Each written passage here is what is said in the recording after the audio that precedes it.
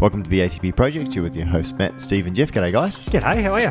Good. We're going the extra mile in this podcast. Good. Steve, as we spoke about last time, we're going to be talking about performance, but specifically we are going to be talking about the endurance aspect of performance, which is going to benefit anybody that's doing, whether it be running, God knows why you'd want to do that. It could be getting chased. It could be. So we're talking about It's the only good reason. marathons, but we're also going to be talking about sports as well. Obviously, so funny. I bought some.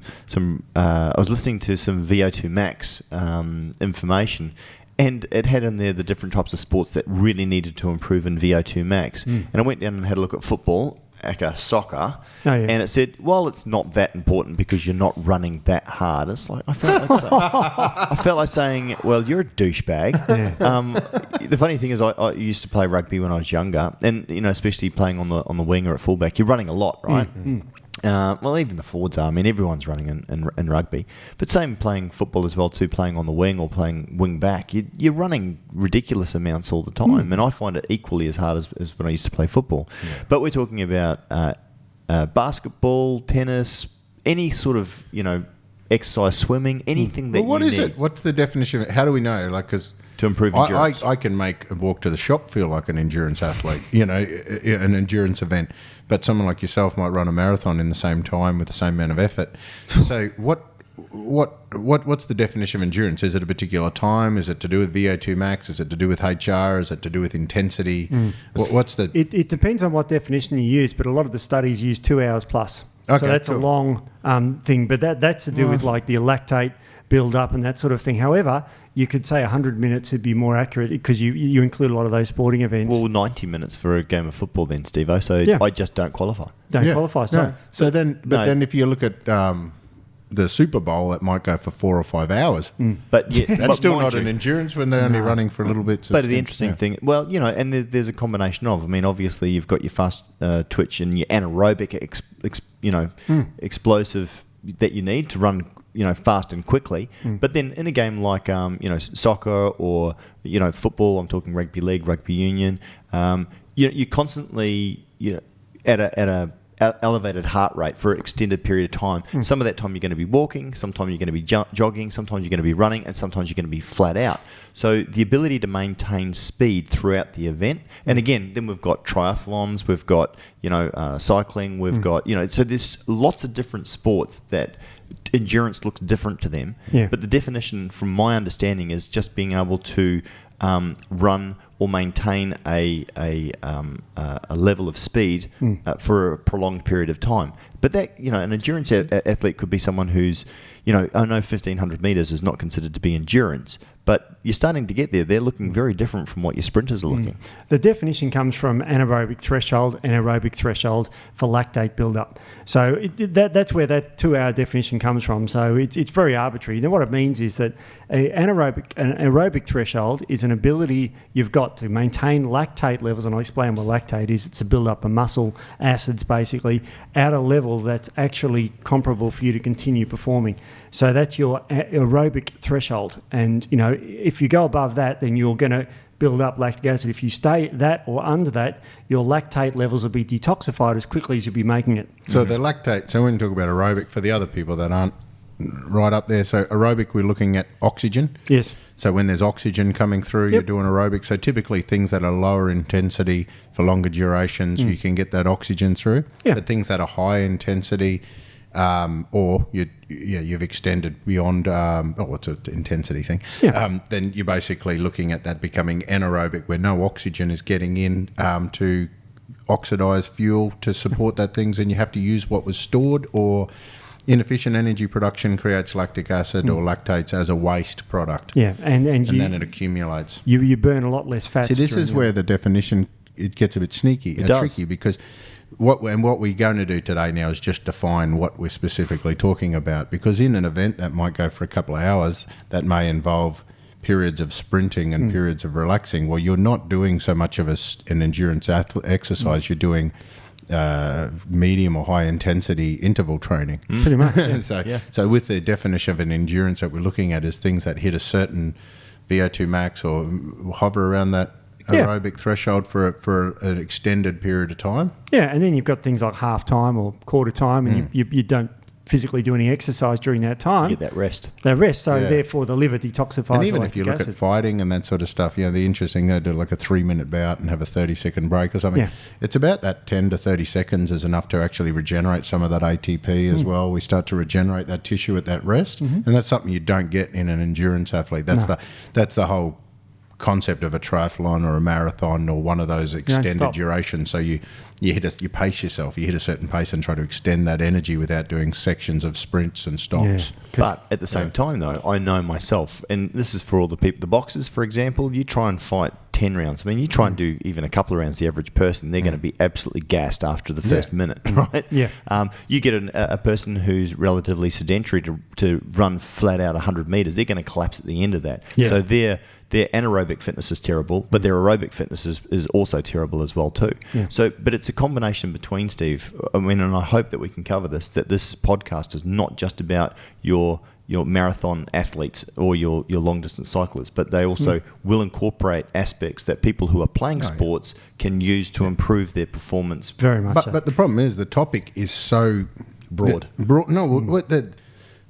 Each one of these different campaigns requires such a specific protocol to be at your best for it. There's probably some information that will be applicable to all different sports, so everyone will get something out of this today. But to do it justice, I mean, the endurance athletes, the runners, the cyclists, the triathletes, cross country, I'm still a bit confused and that sort of stuff because there'll be levels of intensity changing in that. But those sort of things, we're going to dedicate a podcast to that today because there's a lot of information. We're going to talk about electrolytes, we're going to talk about fuel, specific herbs that can be used, polyphenols, all these bits and pieces, microbiome, probiotics. So we're going to talk about that specific for maintaining a level of intensity over a long period of time. And then what we're going to do in future episodes, we're going to go through and go, right, so now for like team sports, rugby and soccers and all that sort of stuff, we'll hit it hard. And Excellent. Then we'll do a bodybuilding performance one as well as a sprint, high intensity performance one. So each one of these things requires a specific protocol. So it's kind of, to do it justice, we'll do it that way. Excellent. That's good. Yep. So that's the general definition. So there's the things that will conk you out, because things will, if anyone tries to run a marathon, you will start to hit walls that'll slow you down. And there's things like dropping pH or acid levels in the muscles will slow you down.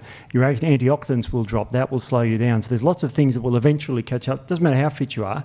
Your lactate levels will increase too much, so you can't go on. So we're just trying to look at ways of preventing or prolonging that, not getting rid of it. We can't. It'll eventually hit the wall, but we're looking at ways we can, apart from obvious training, which is great, to delay the inevitable fatigue that'll kick in. That's what today's pretty much all about, I'd say. So we're talking about events that go for a couple of hours, like 1.5 hours to 2 hours sort of thing? It depends on what you want to define it. That's what I define. So intensity. Let's talk intensity. Yeah. So, I'm thinking the objective measurements for intensity, because if you go subjective for intensity, that could vary significantly between people. But so this VO2 max, Steve, can you explain it to us? What is it? How do we measure it? How do I know what my VO2 max is when I'm puffing or not? Sure. It's basically how much oxygen you're consuming, the volume of oxygen, VO2. Yep. Volume oxygen is O2. So it's how much of that you can consume. So the more of that you can consume, the better off you'll be. Yeah. So the higher VO2 max you'll have, the better you are. So the average person's around 30 to 40. If you're a female, 30, male, 40. That drops dramatically if you're overweight. So the level for someone who's got too much body fat will drop because they'll be using energy up for their fat stores. And that's interesting, Steve. Yeah. We're looking myself to improve VO2 max. One of the first things that it said, and one of the first things I've focused on, is actually cutting body fat. Correct. Not only are you hauling around extra energy, extra weight that's not actually contributing anything whatsoever, you're putting more strain. For every kilo of weight that you have, every time you run, it puts a shear force between 3 to 5 kilos through your joints, through your knees and through your ankles. So if you are running and if you're looking to get fit, dropping weight is one of the best things that you can do on many levels, but especially for VO2 max. Absolutely. So how do you measure it though? I'm sitting here thinking, geez, I wonder what my VO2 max is right now, but I wouldn't. How would I measure it? Is that what I'm when I see these people with these machines on their face? So that's very accurate. How can people relate that to themselves without going to a place like Australian Institute of Sport for that process? The other way to do it, the simple way, is to measure your maximal heart rate when you exercise at high intensity. Yes. And then measure it against your resting heart rate. Yep. And the difference between there is related to your VO2 max. So smartwatches, fitness level. I use a Garmin watch, for example, and that will estimate. It's not as accurate as obviously... It'll estimate VO2. Yeah. It'll tell you VO2. Yeah, it tells me cool. my VO2 max. So it tells your heart rate, your VO2. Yeah, well, the Garmin watch I love, and it's fantastic because with anything, even if for people doing weights or people who are doing runs or anything, you should always measure everything that you can do so that you can always then aim to beat that the next time. Yeah. It's funny. It's almost like goal setting. Goal setting automatically comes in, whether it's lifting weights, I want to lift slightly more or slightly extra more reps or what have you. With VO2 max, I can now keep an eye on my VO2 max, see where it is. It's improved 1 point since I've started training. It's gone from 45 to 46, which is not great. I mean, it's better than average, but it's certainly not where I want it to be. The only way to do it is to do those long hours of training. Yeah. This is the thing that'll get that net number up. One of the greatest... what's our goal, though, for endurance? So, like, when we say endurance, you're saying it's related to VO2 max. So what's the goal? Post 60 is what you're after. So when you said you get it for VO2 max? Yeah. And it is slightly different for men and women? Yes. Women are 50 because they got more fat. No offence, they just have. On across the population analysis, yeah. So with the, how does the fat interfere VO2 max? Because is it free fatty? Are we talking free fatty acids in the bloodstream? Stored fat. So stored fat because of it's a blood reservoir. It's a blood reservoir. So it takes away. It requires blood, and because it's active during that sort of time in regards to lipolysis, it has an increased blood supply during endurance exercise. So it just takes away. Even subcutaneous does because of the actual physical shaking and bouncing. It actually increases the blood flow to the fat and the periphery, and it basically, you'd imagine the body saying, "Get rid of it." Yeah. What's interesting with that, and if you watch, and I know again, I'm sort of coming back into medium sort of length sports, but if you look at boxers, especially the really big muscly ones, and they come out and you go, "Oh, this guy's going to smash this guy because he's so much bigger and stronger." But you see very quickly that extra muscle weight also can work against them as far as endurance is concerned. I mean, again, you look at the long distance runners; they're built like whippets. There's not much on them, Yeah. So muscle. Also, too much muscle can also work against you, Steve. It works against you for endurance events, definitely, because there's not much strength involved in endurance events unless you're doing a weird type of event that requires you to run. Like there's a study here on army people, and they require more muscle because they've got to carry and do that and run for 24 hours. There's a study on beta-alanine showing beta-alanine improves the 24-hour endurance. But if you look at the greatest distance athletes, like we mentioned Dean Karnensis, he's one of the greatest, and we'll get arguments about that. He's won the Badwater in 2004. He's run 350 miles non-stop, no sleep. So that's endurance. Insane. Now that's 560 kilometres. What was the story behind that? Was he in trouble? No. Get somewhere? Is it? He dropped the kids off in the morning and had his family follow him. He's a real... I'm not going to say no. Well, he's just an extremist. He's run across America. He's done 50 marathons in 50 different states in 50 days. You're thinking of Forrest Gump. No, well, kind of. He was inspired. Eddie Izzard, that comedian. Yeah, Eddie Izzard did it as well too. Eddie Izzard did a marathon every day for like a month. But this guy is all about pushing to the limits, and he's a little bit extreme in that way. But it's good to show. And you know his VO2 max is 63.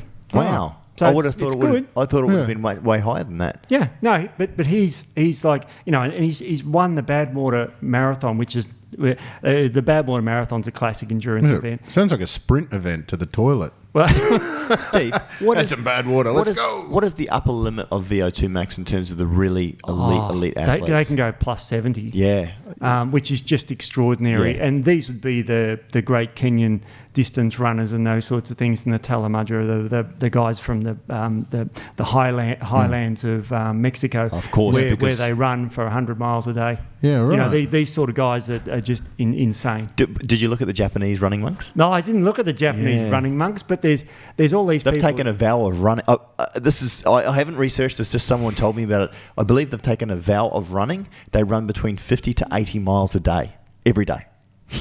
Where do you sign up, man? That sounds like death. No, anyway. So I would get a tattoo of scissors on my hand. I can't run with scissors. Sorry. I wonder what you were going with that. No, I'm serious. There's phases of my life where I used to walk around carrying scissors so people wouldn't make me run.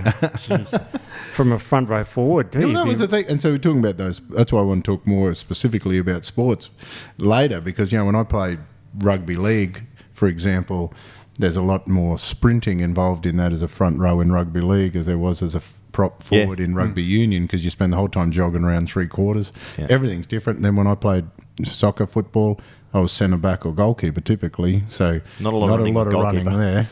Yeah.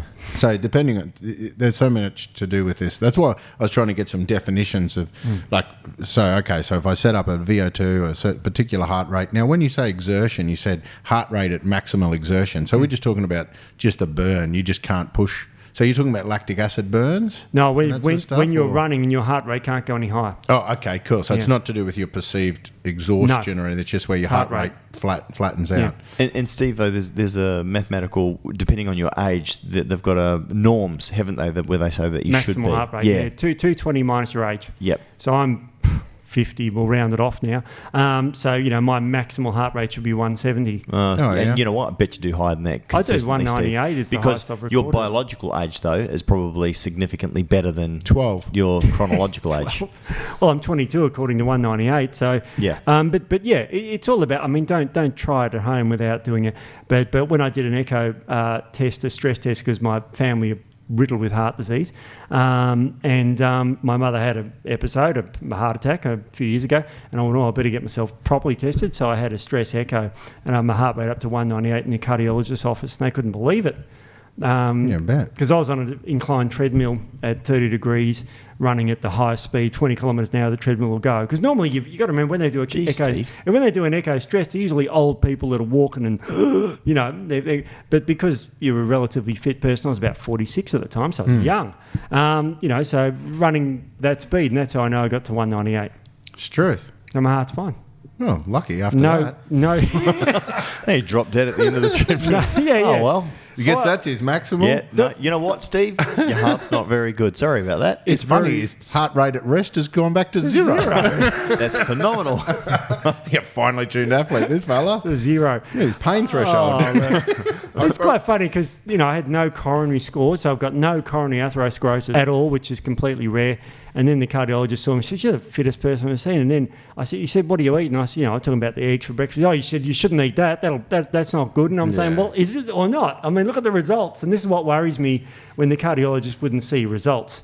They saw someone who was really fit according to them, and they said, what I'm doing is wrong. Do you know what they would have said, Steve? They would have gone, it's like these bastards that live to 110 years of old, smoking a pack a day and drinking whiskey. Genetics. Yeah, they would have gone, you're an anomaly. But my genetics are bad because all my family have got heart disease. And there you go. It's not that heart disease runs in the family. No one runs in the family. You've heard that saying. It's like noses run in my family, Anyway, infertility runs in mine. Do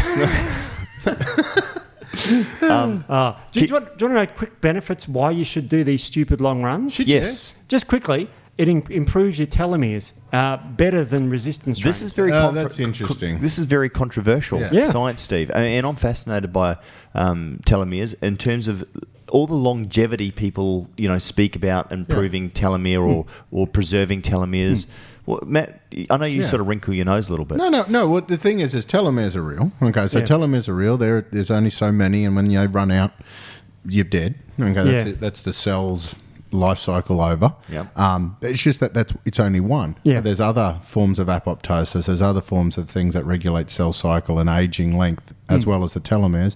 But the other thing is a lot of the products out there that are designed to enhance or lengthen or prolong the telomeres. There's not much data on anything actually showing that it does that. So there's lots of data on telomeres, lots of data that exists, lots of data that it can regulate cell cycle and lifespan and things like that. But as far as a lot of the treatments that go to modify the telomeres or how that modification of the telomeres makes people live longer hasn't yet really been It's a bit fuzzy. Yeah, and that's why I jumped on this paper. It was published in the European Heart Journal, published this year. And it compared endurance training, interval training, and resistance training. And it concluded by saying endurance training and interval training, but not resistance training, increased telomerase activity, which is the enzyme that grows your telomeres in your leukocytes. Well, it makes sense, really. Yeah. The whole concept of resistance training is faster turnover of cells. Yeah. So the resistance training is about breaking and damaging cells and asking the body to make more. Yeah. The whole telomere theory is there's only so many cells you can make in your lifetime. Right. So the faster you break things down and the faster you build. So the telomere theory fits in really nicely with that very low calorie, very slow metabolism, intermittent fasting, extends your lifespan as a skinny, weak person, starving for an extra decade or something. As we say, quality versus quantity. Yes. And look, and I don't quality, know. and my perception of anti-aging is a little bit different to others. My perception of anti-aging is to feel young until you die. As opposed to living longer as an old person. Exactly. So that's but it is interesting. Because I mean, again, in combination with the other types of exercise, because we know the benefits of weight bearing, especially on bones, especially on your muscle tissue, which is so beneficial. Sure, it's one of those things where you could use in combination, which is interesting. And again, in contrast to the weights only, which I do understand and appreciate, and these guys are building and girls are building great physiques. But I just hark back to what Luke Lehman was saying in terms of the left ventricle. I think still cardiovascular fitness. The reason why cardio exercise is called cardio. So for the guys that are going to get and spend 3/4 an hour on a treadmill to resemble this sort of activity, it's for cardiovascular fitness. A byproduct of that is going to be more free fatty acids liberated and more fatty acid oxidation and more depletion of fuels and that sort of stuff. But the goal of that is for cardiovascular fitness. That's why they call it cardio. Yeah, because again, I think we've demonstrated as well too with your sprinters and your bodybuilders and those that don't do any form of cardio or very little, you can build an unbelievably good looking physique, shredded to the bone, and maintain more muscle mass by avoiding cardio, because we know that it breaks down, muscle tissue. However, in terms of the heart, and again, harking back to that interview that we did with Luke Lehman, it's the left ventricle, I think, that doesn't get any benefit from the weight training, which is important for heart health. The left ventricle pumps the blood all around the body. Yeah. And also, it's very good for your brain too, isn't it, Matt? You want to talk about... Oh, man, the mood stuff. Because that's the one thing. Because it's addictive, apparently. The runner's high. Endurance. They talk about it. Yeah. So I've never experienced it. No. Well, I've experienced the runner's low. Yeah. Well, I managed to get home without paying for a cab, so screw them. The runner's low. I had that high when I got back. Yeah. Jeez. Took me almost 2 days. But no, some people absolutely, and they live for it, and it becomes a drug and addictive. And the cool thing about it is actually, it's not just a high like, oh man, I've survived something that I thought was killing me. Otherwise, why the hell have I been running all this time? No. So what we're looking at is, let's have a look at the brain chemistry behind it. So the tryptophan pathway.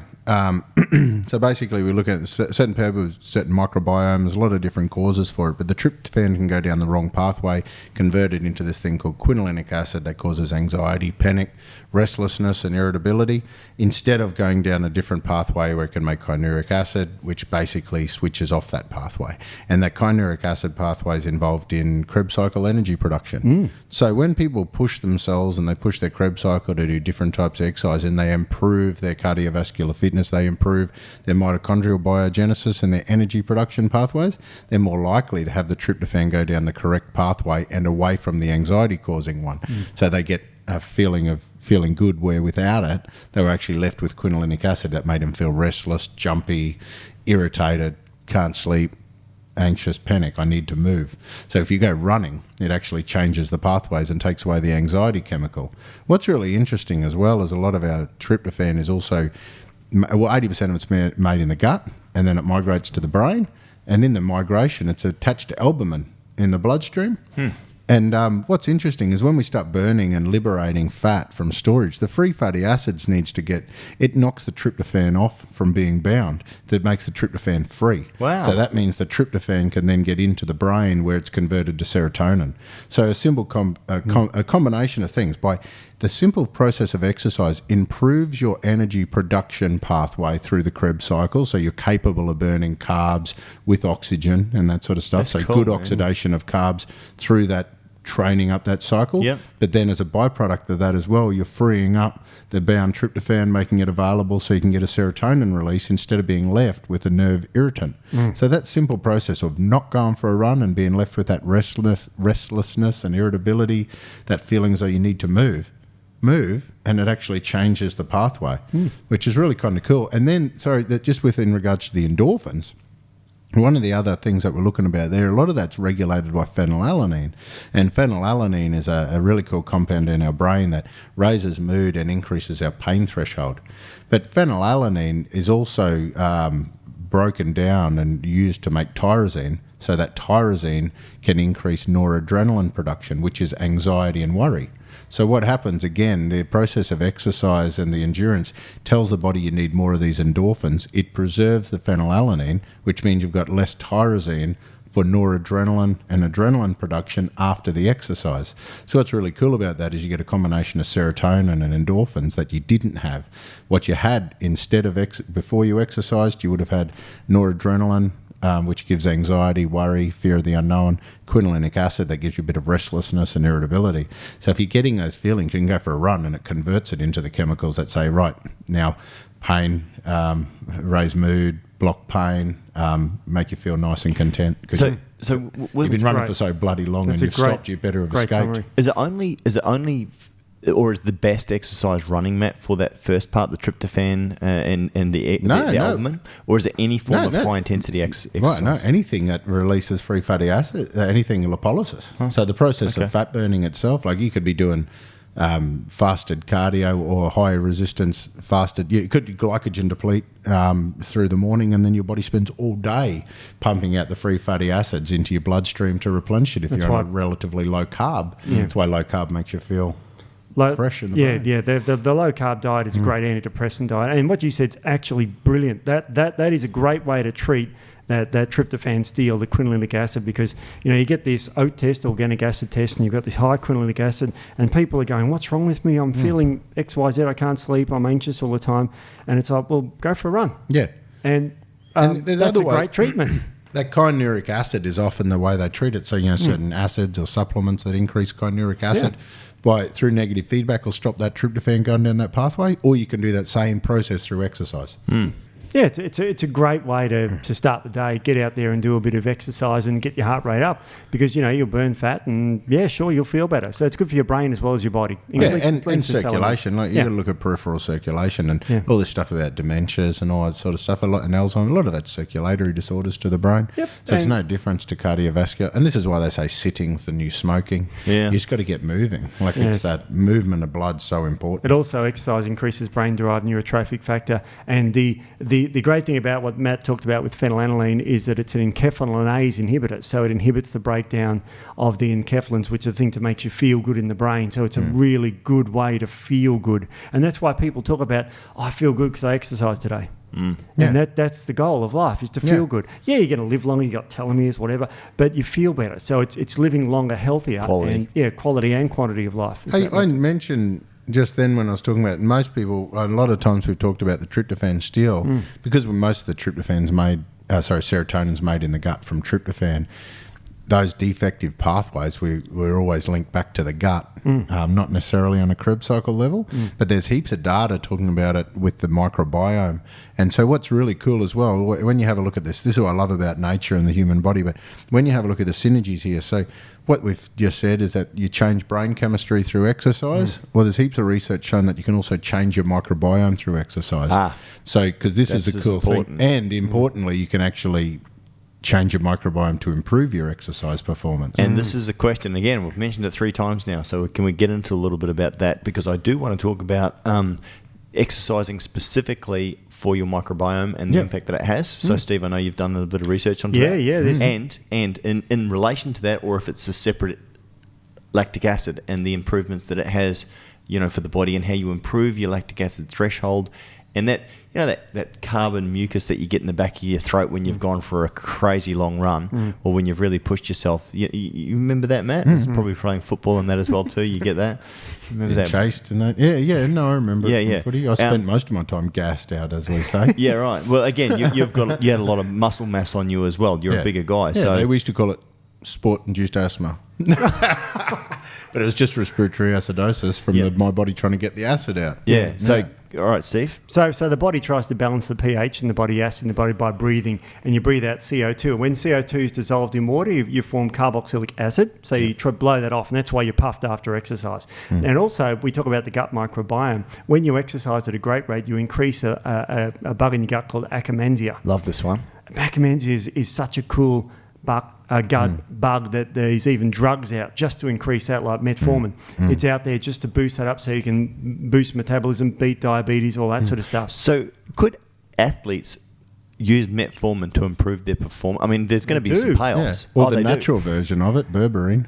Right. Yeah, berberine's great. The herbal one. Tastes like terrible. Bile. Yeah. Tastes like living bear bile. Oh, is it? You asked me to try someone. I said, not berberine. And then you did. Yeah. Can you I might get some capsules in and start dosing. Yeah, I've got with some there. Have you? I'll share it with you. Okay. But, yeah, Steve, I'll be beating you for it. Yeah, no, you will be. With but a lot of most of the modbiotics in combination with extra carbon dioxide in your mouth. So the way to get carbon dioxide into mucosa, Steve, I was saying you get that by basically building up acid. Our lungs, respiratory acidosis can eliminate some of that by putting extra carbon into our mucus, and that's what these bugs feed on, is instead of sugars and that sort of stuff. They love it.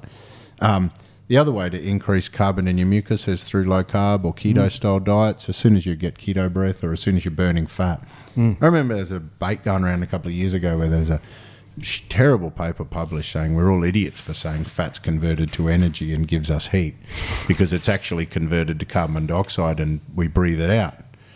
So I had to explain the E equals MC squared, to explain there's mass and then there's energy. So the energy can't be created nor destroyed, merely transferred. So the energy then goes into heat energy and that sort of stuff. But the mass, which is carbon, hydrogen, oxygen, eliminated as water and air, or in our bowels as carbon dioxide and water as well. So it's an interesting thing. So anytime you're burning fat or anytime you're liberating more fat for burning, but you've got to have that breakdown. You've got to have that carbon release. You've got to have the ash left over from burning of fat. Yeah, but that's pretty much it. What it is. If you were to look at it outside of the body, it would just be like the ash left over has got to go somewhere, and that's what these bugs feed on in your mucus when it gets into the mucus. So it's actually, I wonder if there's, we should look to see if there's any link between Akkermansia and things like respiratory acidosis or sport-induced asthma. There is. There's earlier data done in the 80s where they overdosed people on metformin. Yeah. And the side effect of metformin, a lot of the older doctors, Dr. Doug would tell you, metformin, that causes lactic acidosis. Yeah, right. That's a listed side effect. Yeah, that's what I remember. Man, that's so funny because you used to get you could smell it. Yeah, that's a weirdest thing. These people get this funny, weird acid smell about. What's the bad side effects from taking metformin? You can get too lower blood sugar levels and you can get too much weight loss, which is, I know, it depends on the individual. Sounds terrible. But they used to call it exercise in a bottle. And a doctor I spoke to about 2 years ago, I won't mention his name, friend of the family sort of thing, he couldn't exercise and, I told him, why don't you take some metformin because it's exercise in the bottle. He lost 14 kilos on it. Yeah. Hang on a minute. I can just imagine all these people going, I'm going. No, it's a well-known weight loss. Yeah. But Steve, is there? That all sounds like good side effects at the moment. But I mean, are there any bad ones? In 2015, they started a study in America seeing the effects of metformin on longevity on healthy individuals, which is one of the very first of its kind. Wow! So the early results that are fantastic. The side effects are minimal. People feel better on it. And, of course, they perform better on it, and they're looking at it as a longevity study, so it's going to be going along forever. But people on metformin who are diabetics, we know, live longer than non-diabetics. Is it a chemical drug? Is it made in the lab? Yeah. Wow. So what it does, it stops a couple of mechanisms of actions. One is it stops your liver from being able to release sugar when you hit a low blood sugar. So for a healthy person, so in a diabetic, they got high blood sugar and their liver can't measure that, so it just keeps pumping out more. Right. So the way it works in a diabetic is it stops the liver from releasing any more sugar into the bloodstream.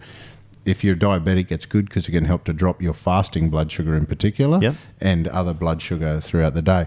If you're a non-diabetic and you get a low blood sugar, there is glycogen reserves that it will not allow you to release. So you can get bad hypo attacks. That's the theory, though, is if the sugar's been held back and you go hypoglycemic, low blood sugar.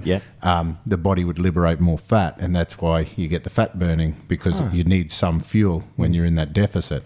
The natural products that work along the same lines is berberine mainly and gymnema. Gymnema sylvestre. Yeah. That also deadens the tongue to sweet foods. Yeah, that's a handy trick if you've got sugar cravings. You get the liquid version, you put on your tongue, and you don't taste sweet things. So all of a sudden, chocolate tastes like cocoa, and lollies taste like chemical. Well, the funny thing is that using the gut right, and I did the 10-day challenge after Christmas. I can't. I just have no desire for sweet foods whatsoever. Well, this links in. Well done, Master. Well done, segue. That's a good segue. Okay, because what we found with what Steve-O found, actually, I'm just going to steal it off you quickly now because I spotted it over there. But with athletes with endurance athletes, they need to liberate more fuel out of what they're eating. One way to do that is to increase firmicutes in your gut. So one of the consequences of endurance athletes or endurance events is to increase the amount of lactobacillus, E. coli, strep firmicutes within your gut, because firmicutes can increase your calorie yield from carbs by about 20%. So they can increase how many calories you get from your food. Because, the signal's all coming through that you're starving and you're running. You must be bloody hungry. Or Something's wrong. There's still no food. You're still running. Yeah. No.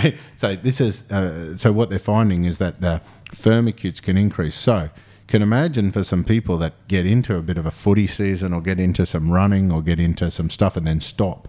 Because what happens, it's very similar that we talk about rebound weight gain with bodybuilders and post-comp and other people that have done like 12-week campaigns. If you get into the habit of doing this running, you can actually build up these firmicutes. You're increasing your yield. Then when you stop, you can actually put on weight. That's why a lot of old athletes that just keep doing the same thing can just blow right up. Yeah. Using something like a gut right or just those typical polyphenols that are found in those sort of products, you can actually stop the overgrowth of the firmicutes. That'd be a really sneaky way of doing it, because that's a big problem, is if someone's building up firmicutes and not managing them, they just keep growing and growing and growing. Steve, do you want to add in something there? Yeah, absolutely. Well, we were speaking of we were speaking about firmicutes, we were speaking about polyphenols. Polyphenols are also another thing you can take to improve your performance. Well, and endurance. It's funny, and I'll put a little footnote in here, Steve, and come back to you. But when Matt and I were talking about improving performance and Matt, I don't know if I heard you right, but you said, Jeff, when you go and train, use your amp before you go and train, which typically I do, help with, liposis and burning fat and what have you. Also opens up the airways, so I can obviously train at a high capacity. But you also said, try taking, a teaspoon of gut right before you go as well too. And why is that? I just wanted you to shit yourself while you were out running. I was going to say. That was a total joke. I can't believe you'd listened to that. It doesn't work. It doesn't work for them. No. There's two mechanisms by polyphenols help you. That's not shitting yourself. No, I can kind of explain. So yerba mate is there's yerba mate in the gut. No. Right. Stop interrupting. I'm trying to build a story. So yerba mate, Schisandra are some of the best well-studied ones. So yerba mate is not in the gut right. We got that in the T432 plus. Yerba mate is really bloody interesting because of its traditional history. It's actually used specifically for that in traditional medicine. It improves endurance, it improves longevity, makes you work better, longer at a certain maximum thing, controls satiety, controls hunger, keeps the fat burning happen, and enhances fatty acid oxidation. Hey, one of the cool things about yerba mate, it actually contains GLP-1. It doesn't activate it or anything like. And GLP-1 is a marker that tells your body if you've got not enough calories and you're still pushing yourself, don't go into starvation mode. Just keep burning. So yerba mate will allow you to go into a calorie deficit but not go into starvation mode, which is really cool, and it keeps you sharp and that sort of stuff. Excellent research on it. Schisandra is one of the best ones because it's got all the polyphenols, it's got the NRF2, but one of Schisandra's greatest abilities is to buffer acid in the lungs and the kidneys and the liver and the blood. So what it can do, basically buffers acid and stops you needing to pant that acid out. Some of the studies on racehorses, they were shorter lengths, like 800-metre race, where improve their time by 6 lengths, but that's a 10% improvement, and it did that on respiratory acidosis, and they did the sprint races for respiratory acidosis to try to generate that production much faster. But that's how herbs like Schisandra work, and you can just take a relatively low dose of Schisandra. Works better if you take it daily. You don't even have to have it before the race. You just build up those sort of systems. Tongkat Ali is an interesting one. Not many people would consider Tongkat Ali as an endurance running event. We might use Tongkat Ali for an endurance bedroom event. But Tongkat Ali is brilliant. It turns you into sexual Tyrannosaurus. But it also lowers cortisol, increases DHEA, and there's a lot of really good data on it, just genuinely improving performance and making you go for longer. Wow. You want to talk about the performance-enhancing abilities of Viagra? No. You don't want to talk about that? Doesn't, does it? Only if you're at altitude. What? Only if you're at altitude. If you're doing events at altitude, like above 3,000 metres, it boosts your performance dramatically. Oh, okay. Because Viagra works on nitric oxide, correct? It does. But then how does that improve for... Because, I mean, typically I've always thought if you get too much nitric oxide, especially before an endurance event, that it could actually work against you. Yeah, you get too much pump and you get muscle engorgement. But, dude, bloody triathletes, a big problem. They get off the bike... They get so much pump in the legs they can't run. Yeah. Interesting though the difference with beetroot, because that has a but that's where we're looking at microbiome controls it. See, beetroot's state dependent. Beetroot doesn't just cause a vasodilation like an arginine would. So what beetroot does is it actually has nitrite, and nitrite sticks in your mucus. Okay. Is it nitrite or nitrate? Anyway, nitrate. NO3. Yeah, and then what happens is the bugs convert it and put it into our bloodstream when your body needs it. But it sits in your spit, in your mucus. All the beetroot compounds sit in your spit and your mucus. It's not until the signals go from your periphery to these bugs that aren't even you. And then they will determine that we're going to release it at this particular rate. And that's freaky, That's pretty cool. So now, what if so Viagra, how does that fit in with that? No, because it's a more of a phosphodiesterase inhibitor, isn't it? The two types. So it's very easy nitrogen in certain parts of the body. So it works in certain parts of the heart. That was what it was originally for the heart medication, blood pressure. So it does have some effects on certain tissues in the body. Yeah. You know which ones that I'm not going to talk about. Yeah, no, but I'm just thinking back to the start of the podcast when you said VO2 max proportional, and we talked about muscles being a blood reservoir. So is it the fact that Viagra is swelling up other things in the blood that's not actually useful for running? It would certainly get in the way. It helps you after the event when you want to pick up the chicks afterwards. It might help you turn the corners. It'd be good for those events that go round and round in circles if you just aim it one way. Or if you've got Peyronie's disease. Oh, yeah, Peyronie people run around corners anyway. Yeah, it's a side effect of Viagra. Is it really? Peyronie? Yeah. I'm never touching Viagra. Me neither. It makes your eyesight poor too. Oh. Because the PDE2 is... If you don't have the scenario. Yeah, I think my mum used to tell me wives' tales about that. Actually, it does cause colour blindness as one of the vision problems. I'm really colourblind. I know. So if you take more, maybe it'll fix it. Maybe. Or you'll go just see in black and white. So it kind of does make you go blind. But the polyphenols also worked with... I wanted to ask you about the beetroot things. What happens if you took some... Remember our podcast antibacterial mouthwash? Yeah, chlorhexidine. Stops it working. Amazing, isn't it? And that's how they discovered that it was actually the microbiome that does it, is they realised that if you take away the microbiome, it does nothing. Yeah. So for those people out there smashing your beetroot juice, don't brush your teeth. No, don't use an antimicrobial mouthwash. Yeah. You shouldn't do that anyway. No. But, the other things about the polyphenols is it helps with athlete recovery. This study was done on over a gram of polyphenols. 3 days prior to the exercise will enhance recovery from exercise-induced muscle damage. What polyphenols? What are they talking about? They're fruit-derived ones. So the polyphenols, just for those who don't know, they're benzene rings with hydroxyl groups hanging off them. And so they're the colour and smell. Colour and smell. Yeah, right. And so they're everywhere. There's loads of these sorts of things. They're all different types. Yeah. So that's what they are, and they work really well in that mechanism. So they're really good for nitrous oxide too. So if you think about the phenols being the colour and the smell of a fresh produce, you know how when you go around the garden and that sort of stuff, like if you go to a tomato tree and the smell that's coming off that thing compared to what you'll get, even when you buy your tomatoes and the truss ones are still on the vines, the smells you're getting from those things significantly better. So much strawberries. 80% of the phenols gone 2 weeks after harvest. Yeah, it's incredible. So it's really hard to... So we're left with the ones that are colour, but the volatile ones that are associated with fragrance and that sort of stuff, they're all gone. Yeah. So that's why it's so important to have fresh fruit and vegetables and that sort of stuff, and within the season, because the phenols are polyphenols are one of the main things we're trying to get out of them, and they disappear if you're not eating fresh. Amazing. So I guess it comes back to what sort of diet we can eat to enhance our endurance. Yep. There's a lot of done. There's a big review done in Nutrients. It's called State of the Art.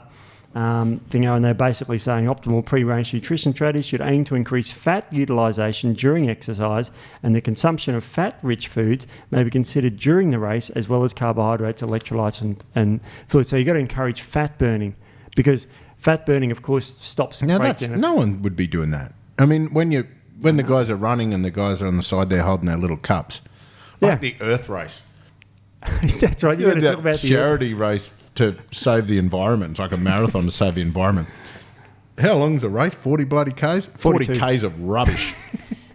Just cups, plastic sachets, drunk that, smash it down. Everyone watching, save the Earth. Drop that sign, go home. It was disgusting. You look up photos of that, it's like, oh man, you just ruined the environment with that race. It's a train wreck. No, it was a running race. But it is interesting. So, obviously utilising fat, it's got twice the amount of calories. Yes. So it's going to have a muscle sparing effect, you would imagine. Yes, that too. And the great thing about it is it doesn't produce the acids that carbohydrate breakdown. It doesn't produce lactic acid. Fat breakdown doesn't produce lactic acid. So at what stage? So, when you start and you hit your aerobic threshold, you start your race. Yes. We're talking about getting to that aerobic. What time frames and at what heart rates and that are we burning fat during an endurance race? All the time, except what you're trying to encourage is more fat burning. So if you do a ketogenic diet for training and for training for an endurance event, your fat enzymes will upregulate in response to that. So you will be better performed and better prepared for that race if you train on a ketogenic diet. So it's interesting. Is that still the best for your performance? Yes, though, it Steve? is. No. There's basically it is, because they did a trial and a high fat versus a high carbohydrate improved performance, while the other trials were neutral. So there is improvements in higher fat. So what were diets. they doing though? Were you talking high fat? Like, are you talking leading up to it? So leading up to training with a low carb. Yeah. To encourage mitochondrial biogenesis. Correct. Which means, so basically, if you take carbs out, which is the easy, simple fuel, and at the same time as you're depriving them of oxygen through endurance and that sort of stuff, you'll be forcing the mitochondria you'll be forcing your body to make more mitochondria so you can get more fat burning happening. Correct. 70% fat levels are what they tested. But do you then carb load before the event? Not before the event. You fat load before the event. That gives you that better thing, according to this paper. Yeah. And then during the race, this is the weird thing, you can consume carbohydrates then. And then that's how you get maximal performance. Correct. But what about glycogen? That's for endurance. What about glycogen replenishment? I mean, do we have to load our glycogen before the event? Like, because if they've been going high fat, low carb, are we talking low carb? Yeah, low carb. So they've been training, they've been doing their running. Throughout a day, they're eating relatively low carb and higher fat. Their glycogen stores must be fully depleted. Well, they're not fully depleted, but they're fairly depleted because you do rest before the event. But what this does is called glycogen sparing. And remember, glycogens are pretty short. It only matters for there's not that much in the muscles and liver, right? But it also holds a lot of water too. So it does contribute to a fair bit to heaviness and bloating. Yeah, it only lasts minutes compared to an endurance race, which is 2+ hours according to this. So, you're talking about hours of endurance, not 2 minutes. If you're doing a sprint or a 300-400 metre, slam down all the carbs you want beforehand. See, I want this conversation then put into the next one where we do on 60 to 90 minute sporting events. Oh, then it'll be a different thing. But the endurance ones. So for endurance, we can go relatively low carb. Or even keto. Could you be ketosis? It is keto. That's the keto trial they used. Yeah. So these guys are in ketosis, measuring urinary ketones or salivary ketones and that sort of stuff. They get the mitochondrial biogenesis. Just quickly, can I throw in that if you want to enhance mitochondrial biogenesis, throw Shilajit into the mix. Oh, yeah. Shilajit is freaky good for increasing mitochondrial biogenesis, and it actually does. That's where it's got its whole reputation for improving and fixing altitude sickness and fixing all those endurance and that sort of stuff. So you're saying if we make the body struggle a little bit in regards to its energy production from the simple sugars and oxygen, then it'll force it to make more cells, more energy warehouses per cell, making it more available to do fatty acid oxidation as a source of energy while you're competing at a certain heart rate, certain intensity. If you go beyond that intensity into sprinting, you're no longer doing that, Correct, you're not. This is only for endurance.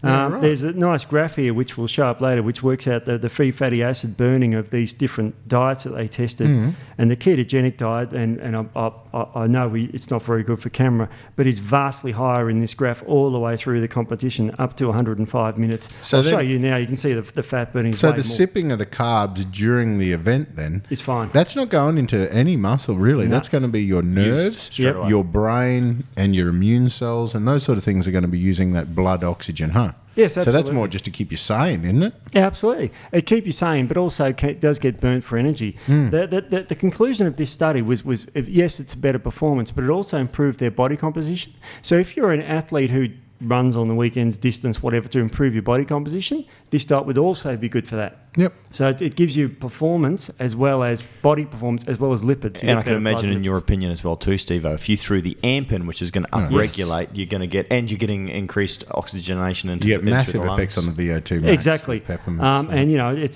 says here in the paper, fat loading may also slow down the rate of carbohydrate utilization and enhance endurance performance in long distance events lasting from 2 to 5 hours. Steve-O. And enhance performance. Enhance. Pretty good. Yeah. Well, the fuel that's preferred for distance like that is fat. Yeah. And of course, when I do the marathon, guess what I eat in breakfast? I have a swig of olive oil. Yeah, right. And that's what you do before you do the run. Yeah. I'm the only idiot doing that probably at the event, but you can finish it quite easily. And I didn't slow down through it, or you pass people at the end because they've and during the event I have carbohydrates. So if we loading up with Shilajit regularly, and a gram of Shilajit today is that's what you need. That's 4 of the alpha Mars. And you didn't finish off on the Tongkat Ali, did you? Tongkat Ali is also important. Oh yeah, Tongkat Ali is very good performance. It's just one of the herbs very well studied to show enhanced endurance. And it's got a long history of it as well. Yeah. So Schisandra, Yerba Mate, Tongkat Ali, Shilajit, all amazing herbs to load up on. And those things you don't need to take before the event. They're things that are better if you take them regularly and change your system that way. Hey, remember the chia story? Remember the Mexican that won the Nike event? Yeah. So Nike had this massive ultra marathon when they sponsored most of the runners, and everyone had Nike shoes and Nike stuff everywhere. And some Mexican farmer won it with a pair of recycled car tyres or something and told everyone he had a pocket full of chia seeds. So then chia went crazy. But I'll tell you what's really interesting in the follow-up from that is they discovered that chia itself doesn't have any benefit. By supplementing chia within an ultra marathon doesn't help. But when they went back and looked at it, that these people used a staple grain of something like chia regularly when other people were using a high carb. And if you go back and look at chia, it's about 40% fiber, 30% fat, 30% protein. There's no real absorbable carbs. So you're actually seeing a person that was then munching down on slow release fats throughout a marathon, as opposed to everyone else running past smacking down their sponsored supplement drink. It's very interesting. There is another advantage also. It decreases post-exercise muscle damage. So if you're doing this, then you'll have lower muscle damage, so you can rebound and do another long run. Is that related to the lactates and that as well? Yeah, lactate. So another way to prevent that would be beta-alanine. Yeah. So with beta-alanine, you see it in a lot of pre-workouts, but that's not really for an endurance athlete how you would do it. For an endurance athlete, you'd be taking about 3 grams of beta-alanine every day. And the reason why you do that is because it increases a thing in your muscles called carnosine. And muscle carnosine is the best intramuscular acidity buffer and antioxidant. Carnosine's 50% beta-alanine, 50% histidine as part of the molecule, but there's plenty of histidine around. Beta-alanine's is the rate-limiting ingredient. So if you've got a 3 grams space in your smoothie, do 3 grams of beta-alanine because it works twice as effective as 3 grams of carnosine. Absolutely. So 3 grams of beta-alanine makes the equivalent of 6 grams worth of carnosine. Yeah, exactly. And if you take this throughout the time, that's why the Army uses it in their 24-hour stimulated military operation. And beta-alanine improves that dramatically. That paper and they can load up with it. And a lot of that early research on beta-alanine is also done on the racehorses. Yes. And again, they're really handy for showing that The stuff. one thing about the ketogenic diet is that it's worse if you're doing high-intensity work. Yeah. So that's what they found, and that's because of the lower LA concentrations, which is lactate dehydrogenase, the enzyme that breaks down lactic acid. Right. Yeah. And because you don't have as much of that, because you don't have as much lactic acid around. Yeah. Yep. And so you want lactic acid when you're doing sprints. Yeah. You want to feel the burn when you're doing, and then you stop. That's the idea of it. So, when we do another one of these on sprinting, you'll hear me contradict myself and say, it should be bloody different. Yeah. Well, and that's it. And again, we're talking about, and people are getting primed probably for this, for sporting events and times when they're exercising from, 40 minutes to, as I said, an hour and a half, which is typically what most people are exercising during those sorts of sports. The other thing that you would probably contradict ourselves on is salt and everything. So when we're talking about bodybuilders, salt's going to be a bit of a dirty word. But so with the electrolytes, I know magnesium and potassium are going to be so important, again, as intramuscular acidity buffers, because what happens is as you build up this acid in the muscles, the magnesium potassium levels are depleted because they're used to buffer the acid, and then you run out of off switches for your nerves and you can start to cramp up and that sort of stuff. So making sure you have plenty of magnesium, potassium, but don't think sodium and calcium are dirty words in this instance, because we're going to need the salt. No, you need salt. Hyponatremia is one of the most commonly things that marathon runners get put in hospital for, and they go on a drip. And that's the cramp. So the way to know is you're going to start cramping up, but they also measure changes in body weight, huh? Remember we had Cara Saunders come through. I better say Cara Webb again, but Cara Saunders come through. We did a podcast and we were talking about over her CrossFit event. So I know they're combinations of high intensity stuff, but when you do it for a whole bloody weekend, it can be exhausting that sort of stuff. So, and she was saying normally she'd lose, big percentages of body weight, but when we gave her the protocol using the infrared, the beta-alanines and everything, and our electrolytes, she didn't lose any weight. So over the whole event, maintained that body weight, which showed there was none of that real dehydration and hyponatremia. And that means low salt in the blood.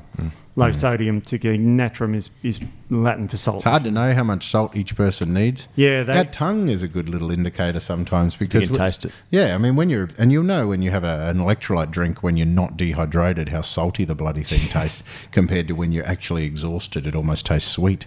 So if you're low in salt, the salt gets absorbed so quickly that it doesn't sit on the tongue and taste salty.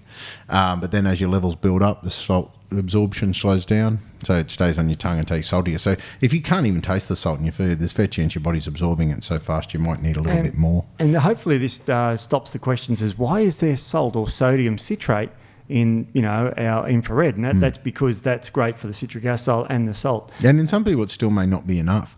So you still might need to add more. Like it's really hard for us to work out salt levels across the board because we all eat salt as part of our diet. So I can't say there's this much salt typically hidden within the food, because we're not talking about the salt that's hidden in the food, we're talking about the stuff that people add. So trying to work out the right levels of salt for someone, and also trying to make a product that's suitable for an endurance athlete here, but also the bodybuilders love it because of the pump and the vasodilation from it. So it's great. And the studies recommend 10 to 25 millimoles per litre, which is about an isotonic concentration, so about 1%. But that's very, very, as you said, that 10 to 25 is a huge range, because they found them all beneficial because it depended on how much salt they had for dinner the night before. So it's very interesting, but I love the fact that they tested it and it did benefit. The high-fat diets benefited these athletes for 2 to 5 hours. So we've got to get beyond the fact of most events don't go for 2 to 5 hours unless you do a stupid marathon like I've done, or you do something like that. They're mostly less or intermittent if you're a sports player. So this is really for those people who really want to excel and do those endurance events, the Ironman, in this case the cross bike riding across country, and all those sorts of events. And there are a lot of people out there that like doing that sort of stuff. That's the events we're talking about. So you can buffer against lactic acid, you can stop muscle breakdown, and improve their performance with the fat because of the calories. But with endurance, a lot of it, the theme is that it's through the way. You've got to load. You've got to just load up on all this sort of stuff. Because it's such a long event, you can't expect to be able to supplement everything an hour before and then have it maintain in your bloodstream over a long period of time. And you've got to be really conscious of gastric upset and gastric emptying and that sort of stuff. So what you got to do, it's a lot about strategizing your body with your training. And this is the challenge sometimes in treating and maximizing performance. People are training long distance running daily in many cases, and they build up to these things. So as you're loading them, they're depleting.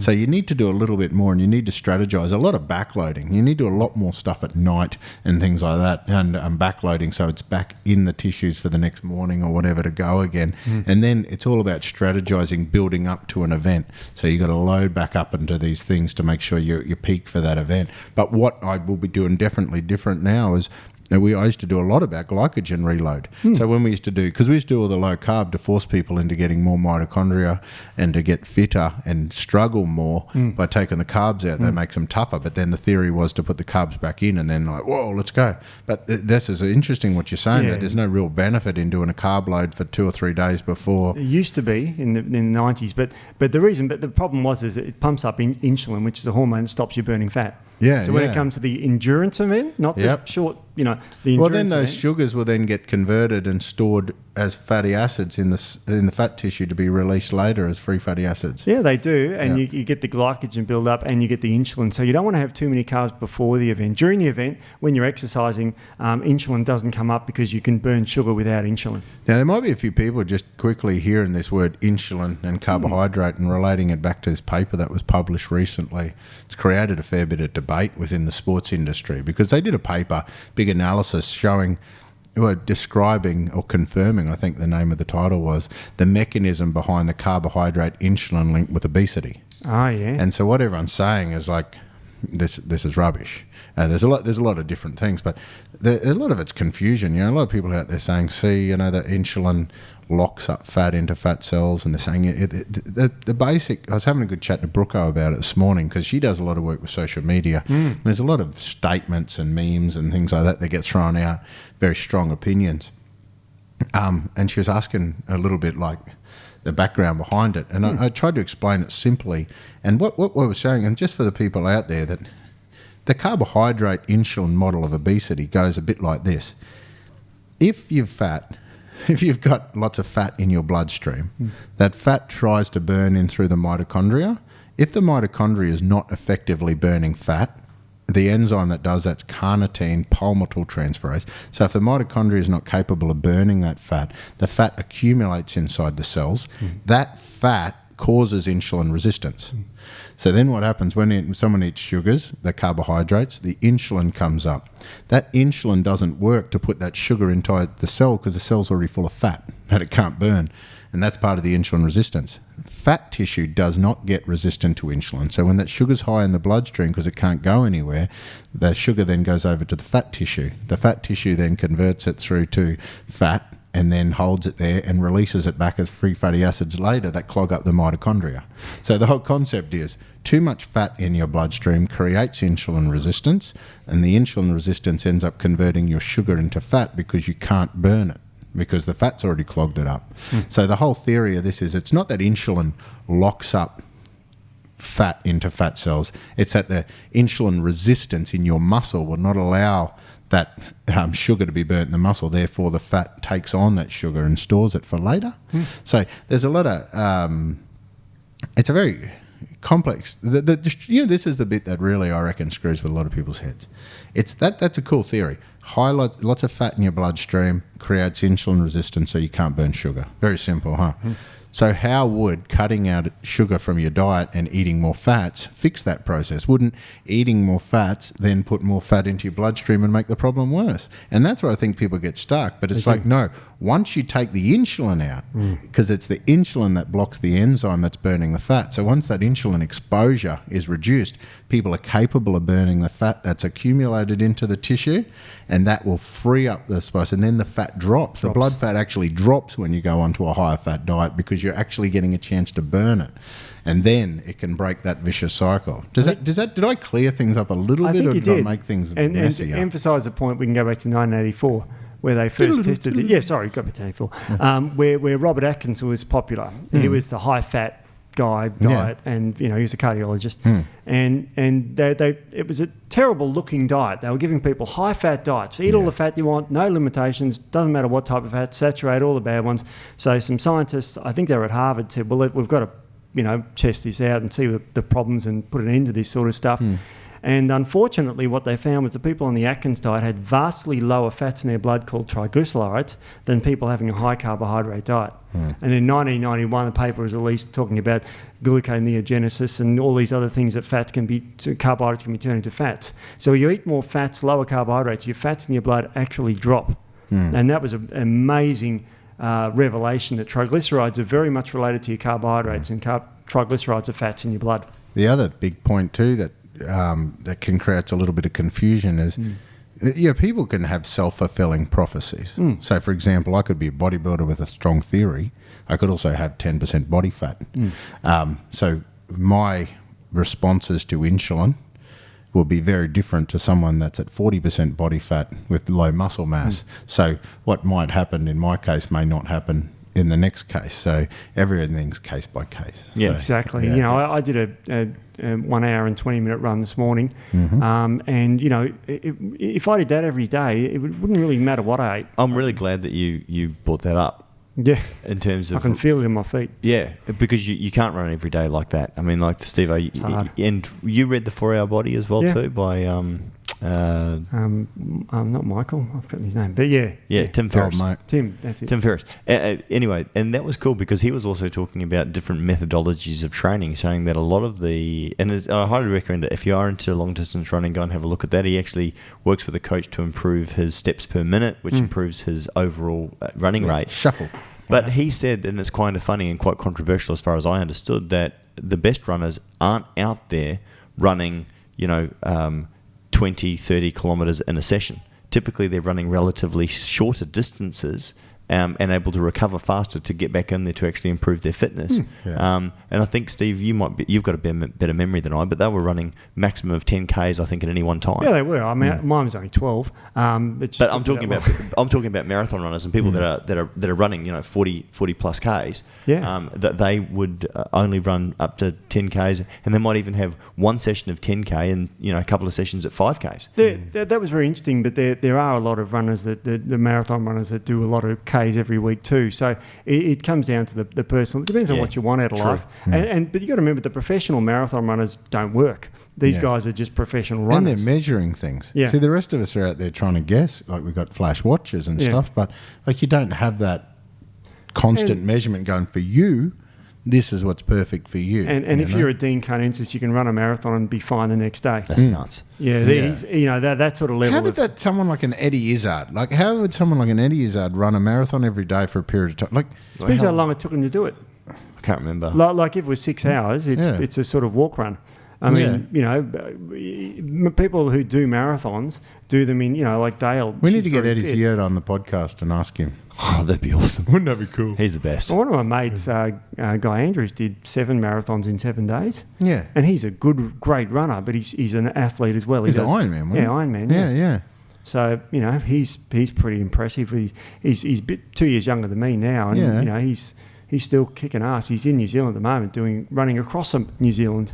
Yeah, right. Good luck to him. Yeah, the only reason why I'm a naturopath and doing this, there's one chemistry teacher that I had in high school that saved me from getting probably a Boilermaker's apprenticeship, because everyone else was trying to kick me out of school.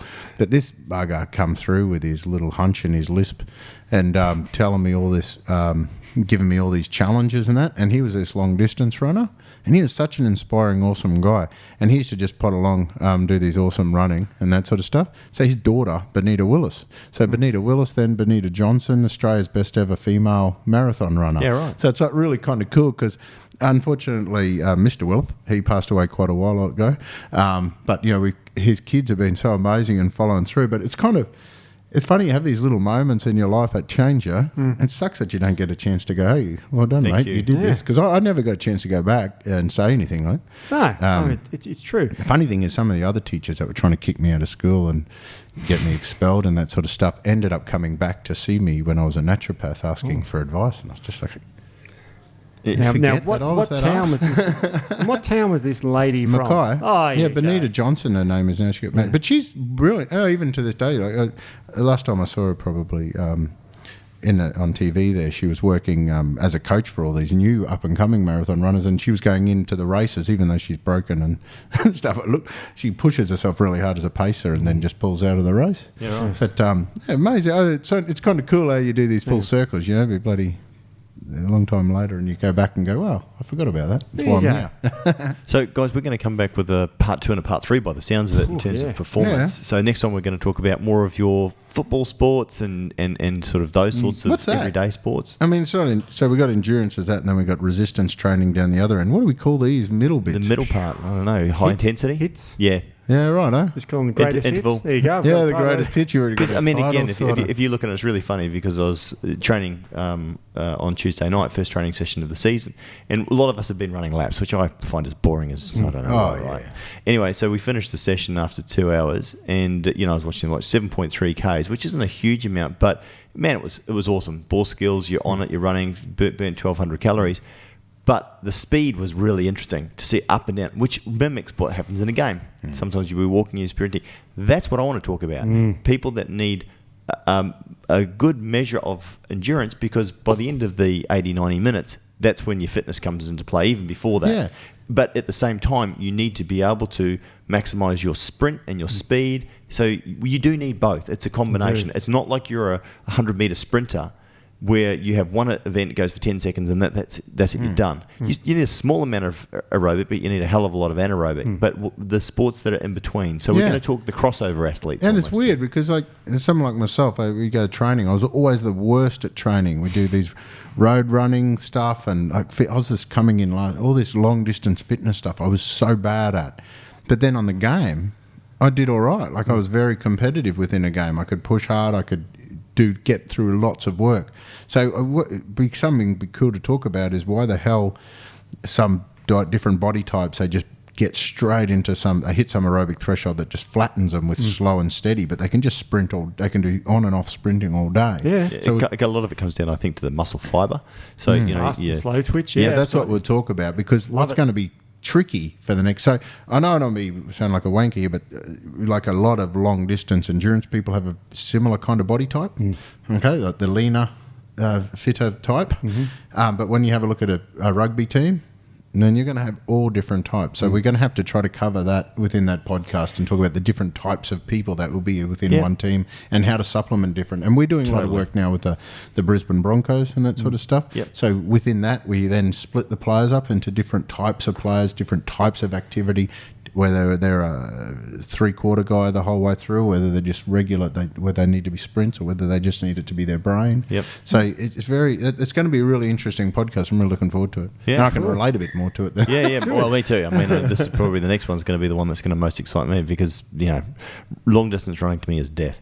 Really, I hate it. I don't even like going for a 5K run. No. I find that boring and Well, listening to this, I'm really thinking, for me personally, I'm going to go and learn to fight, because I'm never going to outrun anyone. No. Yeah. It's tough, because when Dale was talking, one of the other staff here was talking about doing a marathon, I was trying to talk her out of it. So I've done it before. It's stupid. Don't do it. And she's, no, do it. And, and I said, don't do it. You're mad. You're an idiot. And I've done 4 of the bloody things. So I can't talk. Well, what's that saying? Whatever makes you happy, whatever floats your boat. You tell someone, who just gets that runner's high, mate, there's no way they're going to stop it. So, to each their own. Yeah. So anyway, we're there to help, obviously, the different people. And next one is probably for me. Guys, we've run out of time. Anything else? Shit, you scared the hell out of me. Helicopters going, then guys, run. Anything else? No, I think we're good. There's what a great day. We talked about endurance exercise. Get out there and hit the pavement. Do it. No, don't. It's a marathon runner. Yeah. All right, guys. Thanks very much. We'll be back next week with some more. Thank you. Bye. Bye.